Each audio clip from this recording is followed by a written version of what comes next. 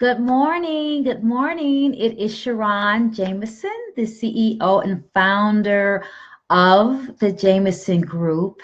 And I hope that you can join me on this Saturday morning.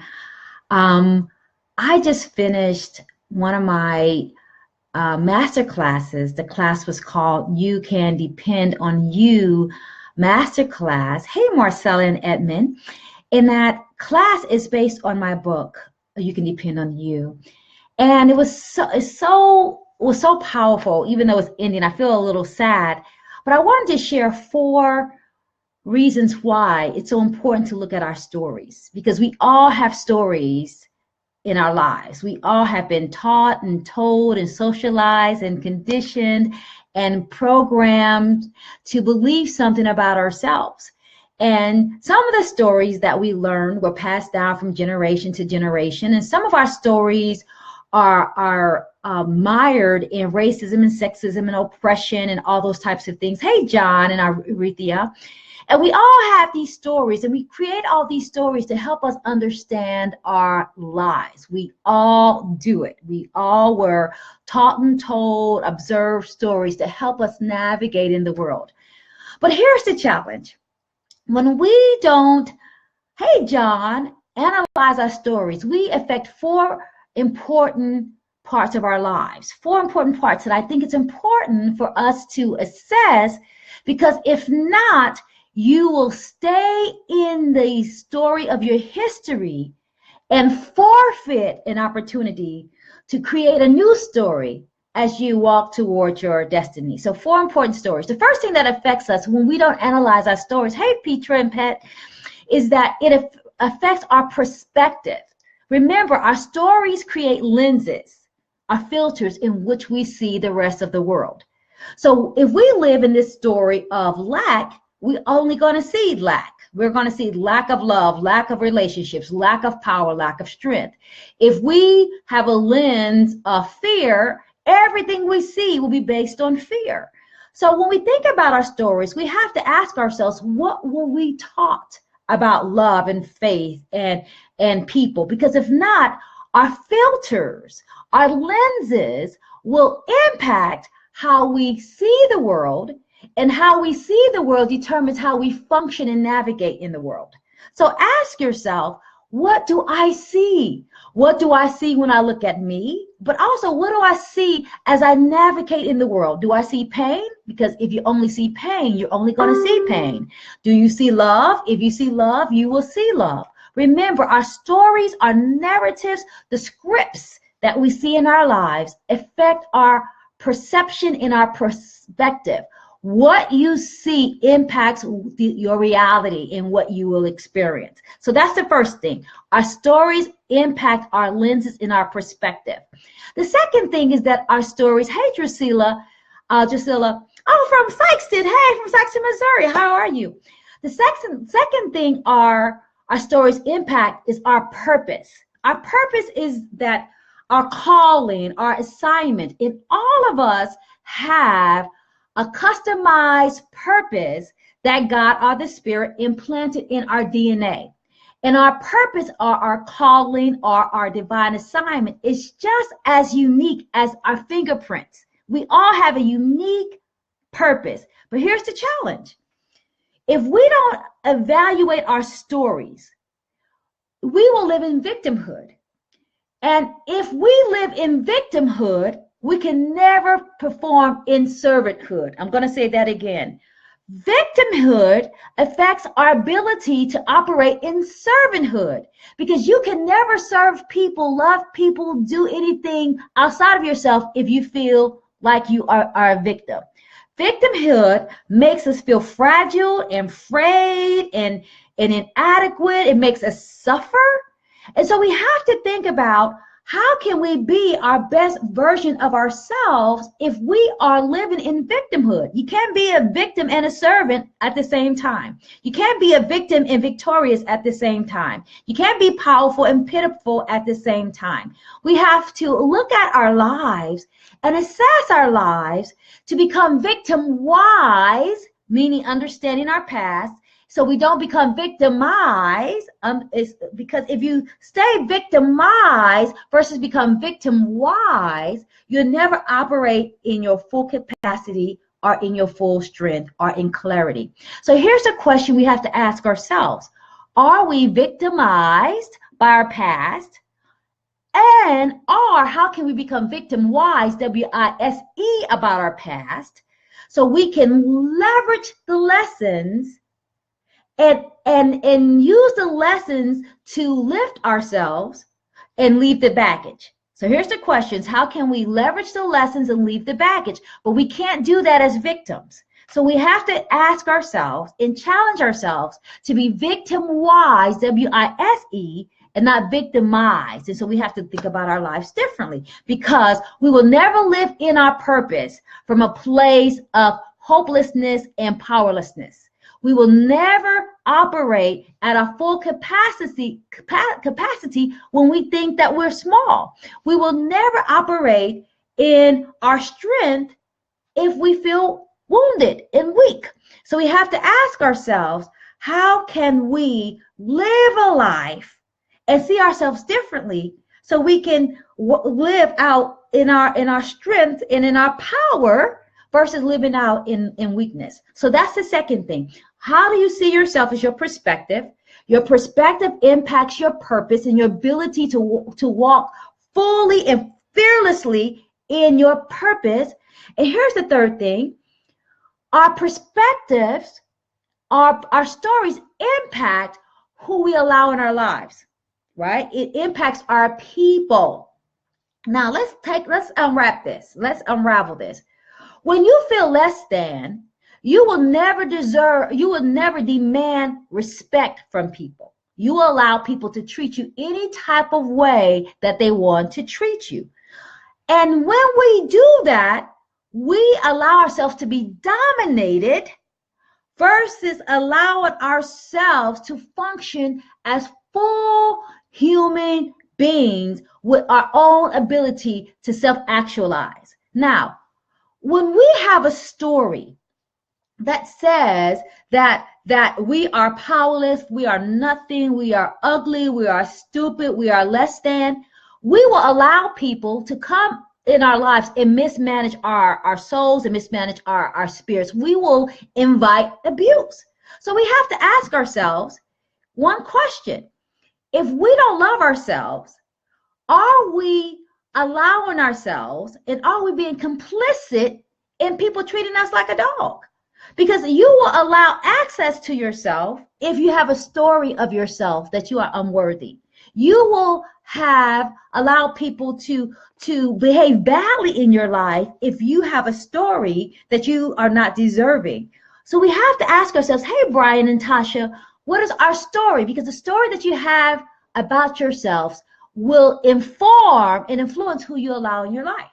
For example, I think I'm a queen. So only people who can have access with me are other people who know that they are also royalty. I think I am confident, so I only allow people in my life who are equally as confident. Because if people are not confident, they will tear your life up. People who lack confidence are reckless. People who lack confidence or lack self-esteem will do anything to be liked. That means that they can't be relied upon, right? So we have to ask ourselves, are we in a space of excellence and self-love that we are demanding people to interact from a place of integrity, from a place of power, from a place of confidence? People need to understand that you are a queen and king, and if they don't have their crown, they shouldn't be around. I'm going to say that again. If they cannot wear their own crown, they should not be around, because people without confidence and self-esteem are reckless, dangerous, and impulsive. So, what's your story? Now, the fifth thing that we have to ask ourselves, hey, Valerie, is that we have to be careful. If we don't have a positive story about who we are, we will never operate in our power. We will always operate from a place of pain, right? When we tell ourselves that we understand our past and we accept all the parts of us that are fragile and flawed, and all the parts of us that are broken, we can accept all those parts and use those broken parts to equip us to walk toward our wholeness. I'm going to say that again. We have to accept the parts of ourselves that we don't like, because not rejecting them doesn't mean that they don't exist. Rejecting a part of you don't mean that you negate those parts. It means that you hide them. And we are never powerful when we hide. When we hide who we are, when we hide our truth, we hide our power, we exist as a fraction of ourselves. We exist as frauds. We exist as fakes. We exist as phonies. And frauds, phonies, and fakes are not powerful. Being a fraud can be fatal not only to yourself, but to everybody who's attached to you. Because people won't trust you. You will have no credibility. You will have no way to demonstrate integrity. Be yourself. Even if you're broken down, busted, and disgusted, be your broken down, busted, and disgusted for now, and challenge yourself to elevate. Challenge yourself to come up higher. Challenge yourself to become the best version of yourself. Don't succumb to mediocrity and misery and mayhem. Don't succumb to average because it's easy. Because being easy doesn't mean it's effective. And so it's so critical that we look at our stories and say, am I operating from a place that I see myself in a healthy perspective? Not that I see that I'm better, but that I see that I'm just as capable and effective, as talented as everybody else. Do I see myself from a place that I can walk in my purpose? Because if you don't see yourself as worthy of a purpose, you will always not work from a place of gifting. You'll always work from a place of being in the gutter, right? So we have to ask ourselves that. Third, do you see yourself as a person that is so valuable that you only desire and attract other valuable people in your life? So we have to ask ourselves, do we see ourselves as royalty? Remember, you wear your crown. And if another person can't wear their crown, they can't be around, right? So that's 4. But 5th thing is, do you see yourself as your story, that you have power, that you can do whatever you desire to do, that you are equipped, that you are empowered, that you are fitted to do what you want to do? And then we have to ask ourselves, do we see ourselves, our stories, our narratives, to understand that we are connected to God? We have to ask ourselves, do we see ourselves being connected to a higher source? Because we are humans having a spiritual experience. And if we don't see ourselves connected to a higher God, we will operate our lives from a place of impulse versus instinct. Right? Impulse is based on emotion. Instinct is being wired to our intuition, and our intuition is being wired to God. It's the difference between being reactive is impulse versus being responsive is instinct.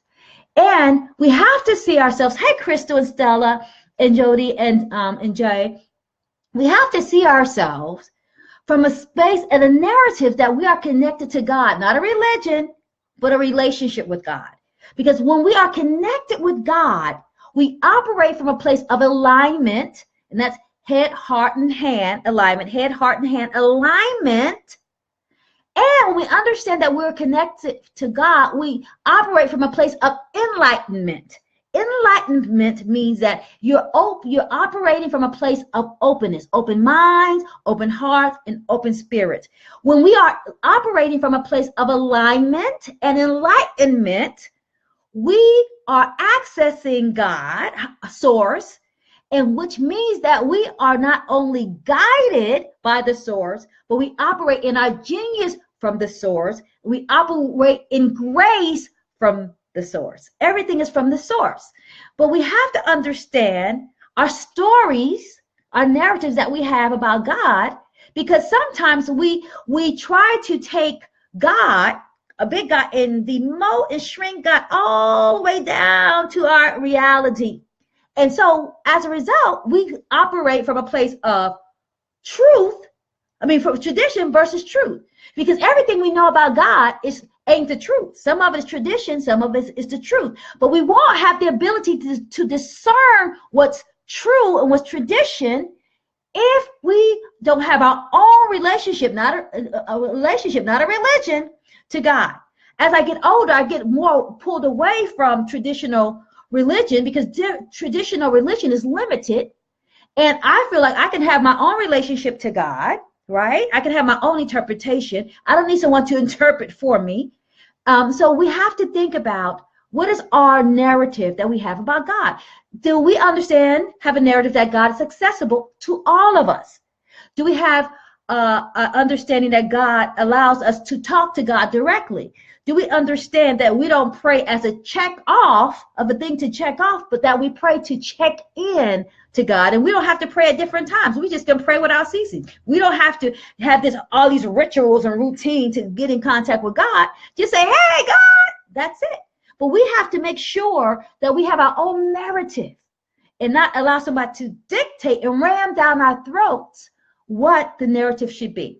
So again, what is your narrative?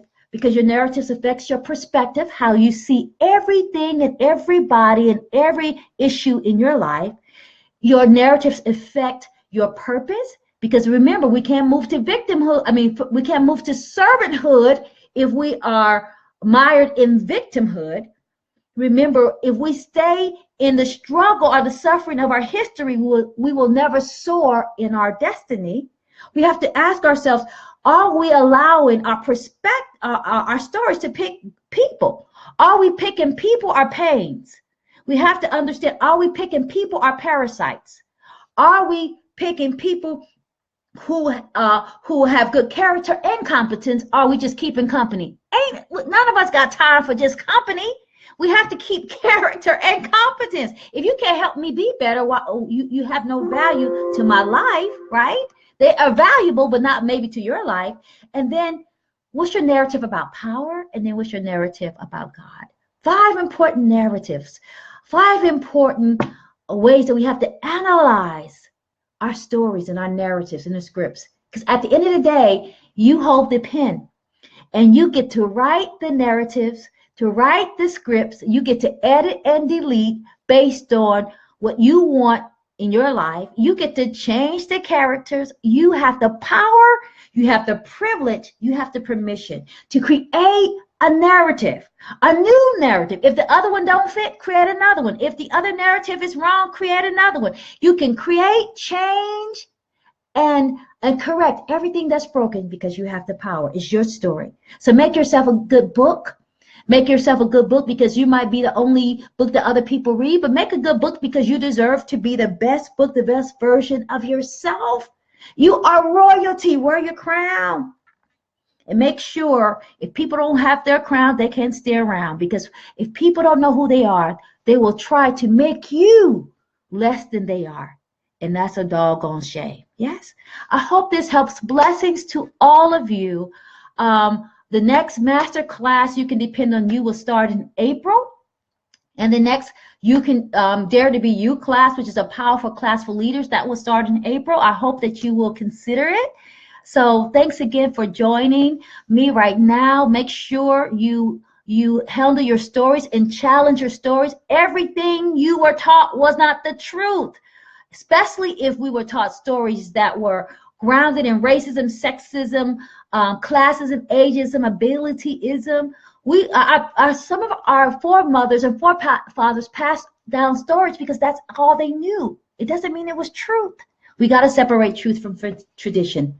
And you got to make sure you do a background check in every story that you're living, because some of us are living stories that don't serve us. And that's why we have uphill hopes, but some downhill habits, because we're living stories that don't honor our divine call, nor our own divinity.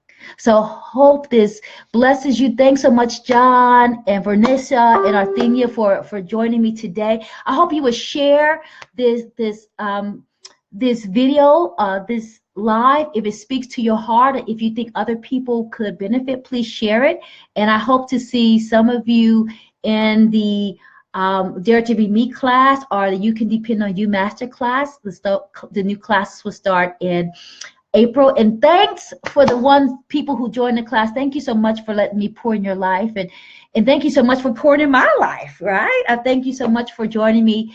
Today was our last class, and I miss you guys already. So blessings to you, and I hope to see you guys, you ladies, you queens and kings and prince and princesses in April. And also, Vicki Johnson has a class coming up called Addicted to Counterfeit Love. It's amazing. That starts at the end of March. So try to get into that class. And I hope I will see you in one of my classes that start in April. Blessings and thank you so much. Please share the Facebook Live if it speaks to your heart. Blessings. Bye.